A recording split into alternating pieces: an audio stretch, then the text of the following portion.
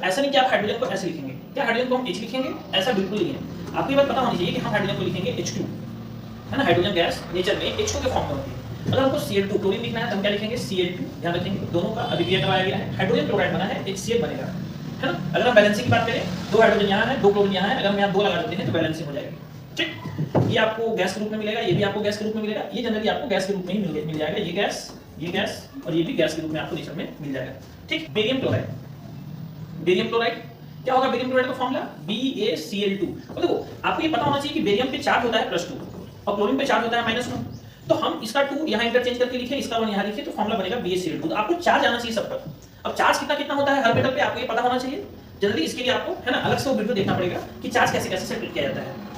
अच्छा, अब फिर बोला एल्युमिनियम सल्फेट। तो एल्युमिनियम सल्फेट कैसे बनाएंगे हम? एल्युमिनियम पर चार्ज पता है +3 होता है और सल्फेट आयन होता है SO4 2-, तो इसका 3 यहाँ जाएगा, इसका 2 यहाँ जाएगा, ये वाला 2 क्रॉस मल्टीप्लाई करके जब लिखेंगे तो A2 और पूरा SO4 कितना 2 लिखेंगे? 3 2 लिखेंगे, तो एल्युमिनियम सल्फेट कुछ इस तरह से लिखा जाएगा। बेरियम क्लोराइड BaCl2 और साथ में एल्युमिनियम सल्फेट A2SO4 का होल थ्राइस, इनकी अभिक्रिया हो रही है, क्या बन रहा है? Barium sulphate. अब बेरियम सल्फेट बना है, बेरियम सल्फेट का फॉर्मूला कैसे लिखेंगे? तो यहां से जो आयन मिला होगा क्या मिला होगा? Ba+2 और यहां से आयन मिला होगा Cl-, Ba का चार्ज यहां लिखा है, Cl का चार्ज यहां लिखा है Ba के पास, ध्यान रखना ये बात। एल्युमिनियम का चार्ज यहां लिखा है, तो इससे हमको मिल रहा है Al+3 और सल्फेट का चार्ज बगल में लिखा हुआ है 2- यहां पर, ठीक। तो अगर हम बोले तो इसका प्लस इसके माइनस के साथ भागेगा, वही हम बोल रहे हैं कि BaC, अब Ba भी +2 चार्ज है, ये सबको भी पर भी 2- चार्ज है, तो इसका 2+ इसका 2- बैलेंस हो जाएगा, क्रॉस मल्टीप्लाई करोगे तो साथ-साथ दिखेगा क्या बनेगा? BaSO4, ठीक।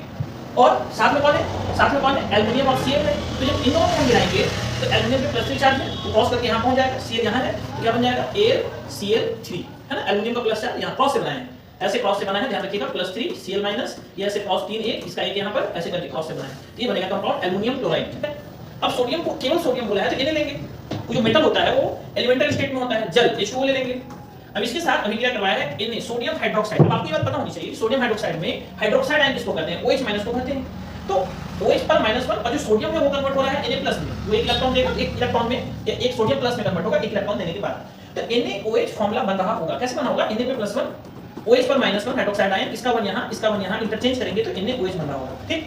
और साथ में हाइड्रोजन, आपको पता है कि हाइड्रोजन हमेशा गैस के रूप में H2 लिखा जाता है। तो इस तरह से इसका हमारा केमिकल रिएक्शन होगा। आप बैलेंसिंग कर सकते हैं, बैलेंसिंग करना कोई बड़ी बात नहीं होती है, जितने इधर एटम है उतने इधर एटम करके गिन करके लिख दिया जाता है। बैलेंसिंग क्यों करते हैं ये भी सुन लो। बैलेंसिंग इसलिए करते हैं ताकि द्रव्यमान, है ना, मास कंजर्व रहे, द्रव्यमान संरक्षित रहे।